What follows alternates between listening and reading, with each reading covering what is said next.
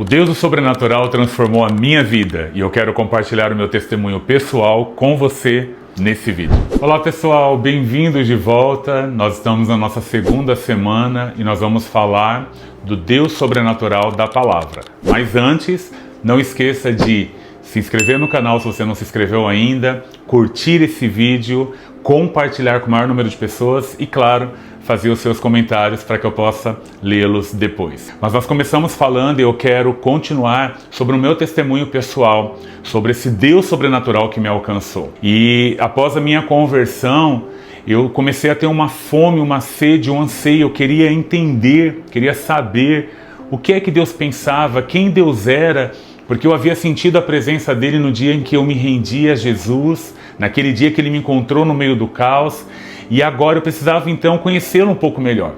E foi exatamente aí, depois de pouquíssimos dias que eu havia entregado minha vida para Jesus. Meu pai chegou em casa com Bíblias para mim e para os meus irmãos. E eu pude então, depois de pouquíssimos dias que eu havia entregado a minha vida a Jesus, ter nas minhas mãos a palavra de Deus. Desde a minha conversão, uma fome, uma sede por conhecer mais ao Senhor havia tomado conta do meu coração.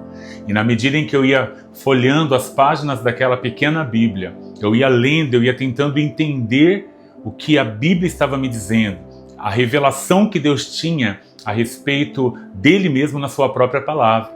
E eu descobri quem era Jesus Cristo, quem é Deus, quem é o Espírito Santo, através da sua poderosa palavra. Eu aprendi que a fé ela vem pelo ouvir, e ouvir a palavra de Deus, acessar a palavra de Deus. E a minha fé foi aumentando e eu pude ver então que ele traz existência aquilo que não existe por meio da sua palavra. Eu comecei a perceber que a palavra que Deus estava me ensinando, falando comigo, a sua palavra sendo pregada, eu lendo a Bíblia, então Deus começou a criar dentro de mim uma nova identidade, uma transformação de vida poderosa. E eu me recordo bem que o primeiro verso que eu decorei foi Provérbios 16:1, que diz que o homem tem planos, mas a palavra final sai da boca de Deus. E essa passou a ser uma verdade para mim. Então, quando eu enfrentava dias maus, principalmente no início da minha conversão, da minha caminhada com Jesus, em que eu me sentia fraco, abatido, eu começava a declarar a palavra de Deus. Jesus falou que a boca fala do que o coração está cheio. Então, à medida em que eu ia enchendo a minha mente, o meu coração com a palavra de Deus, o que saía da minha boca?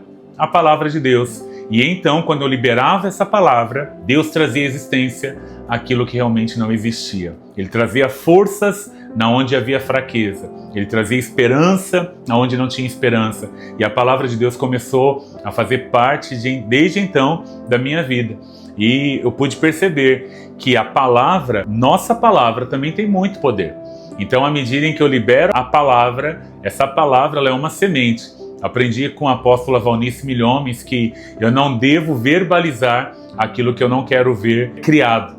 Então, eu comecei a vigiar com as minhas palavras também, porque eu aprendi que Deus é um Deus poderoso e que palavras são sementes. E à medida em que eu libero a palavra, essa palavra tem poder de trazer vida ou trazer morte. Eu sei que Deus é poderoso para poder também abençoar você, a fim de que você tenha fome e sede da palavra dele, para que o teu coração, a tua mente seja cheia da palavra de Deus. E na medida em que você for sendo cheio dessa palavra, a tua mente vai sendo renovada, a tua linguagem vai mudando, e então você vai ver Deus trazendo à existência aquilo que não existe diante dos teus próprios olhos, porque Deus é o Deus do sobrenatural na sua palavra também.